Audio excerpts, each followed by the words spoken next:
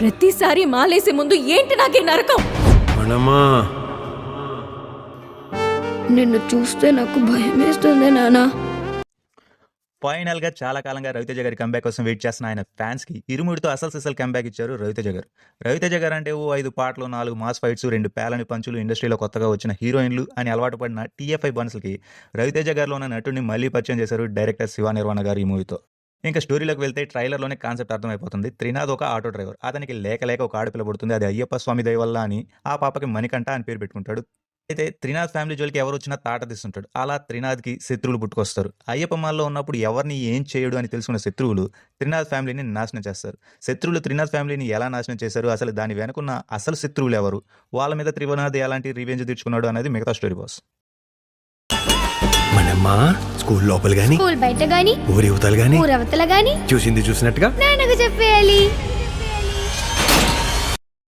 ఇంకా యాక్టర్స్ విషయానికి వస్తే రవితేజ గారు ఆయనలోని ఇంకొక కోణాన్ని ఈ మూవీలో చూస్తాం. ఎటువంటి మాస్ ఎలివేషన్స్ లేకుండా జస్ట్ ఫాదర్ రోల్లో ఆయన యాక్ట్ చేయడం ఫ్యాన్స్కి కాకుండా రవితేజని ఇలా చూడాలి అనుకున్న ఆడియన్స్కి మంచి ఫీల్ ఇస్తుంది. ఇంకా ప్రియా భవానీ శంకర్ గారు డీ గ్లామర్ రోల్లో ఓకే అనిపించారు. ఇంకా మణికంఠగా నటించిన బేబీ నక్షత్ర సినిమాకి హైలైట్ అని చెప్పాలి. పాప రవితేజ గారి కాంబినేషన్లో వచ్చే సీన్స్ బాగా వర్క్ అయ్యాయి.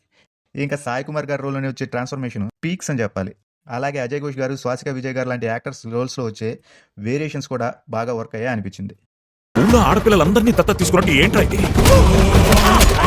వెనకాల ఒకడు ఉన్నాడు, చేయేస్తే పేగులు తీసేస్తాడు అని భయం లేకపోతే మన కూతుర్ని మనం కాపాడుకోలేము గురుస్వామి.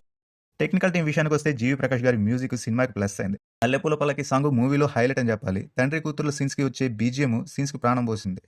ఇంకా విష్ణు శర్మ గారి సినిమాటోగ్రఫీ సినిమాకి ఇంకొక హైలైట్. మూవీలో వచ్చే లొకేషన్స్ని న్యాచురల్గా చూపిస్తూ ఆడియన్స్ను సినిమాలో లీనమయ్యేలా చేశాడని చెప్పాలి. ప్రొడక్షన్ టీం మైత్రి మూవీ మేకర్స్ గతంలో వచ్చిన మూవీస్తో పోలిస్తే ఈ మూవీకి చాలా తక్కువ బడ్జెట్ అనిపించింది. కానీ స్టోరీకి ఆ బడ్జెట్ సరిపోతుంది అనిపిస్తుంది బాస్.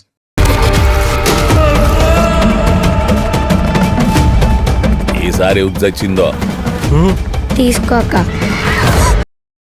ఫైనల్ గా డైరెక్టర్ శివ నిర్వాణ గారు. టీఎఫ్ఐ బానిస్ ఎవరైనా రవితేజ గారిలోని కొత్తదనం అనను, ఎందుకంటే ఆయనలోని యాక్టర్ 90s కిడ్స్కి బాగా తెలుసు. ఆ నటన్ని రాజమౌళి గారి తర్వాత శివ నిర్వాణ గారు మాత్రమే వాడుకున్నారు అనిపించింది. ఎటువంటి ఎలివేషన్స్ లేకుండా సాధారణ ఆటో డ్రైవర్గా రవితేజ గారిని చూపించి సక్సెస్ అయ్యాడు మన శివ నిర్వాణ గారు. ఫైనల్గా మూవీ ఎలా ఉందంటే ఇది కొత్త కథ ఏం కాదు బాస్. ఈ సినిమాని ఇంట్రెస్ట్గా చూపించారంతే. రవితేజ గారి యాక్టింగ్, తండ్రి కూతుర్ల మధ్య బాండింగ్, కొన్ని ట్విస్టులు బాగున్నాయి అంతే. ఓవరాల్గా సినిమా బ్లాక్ బాస్టర్ అని చెప్పను కానీ బాగుంది బాస్.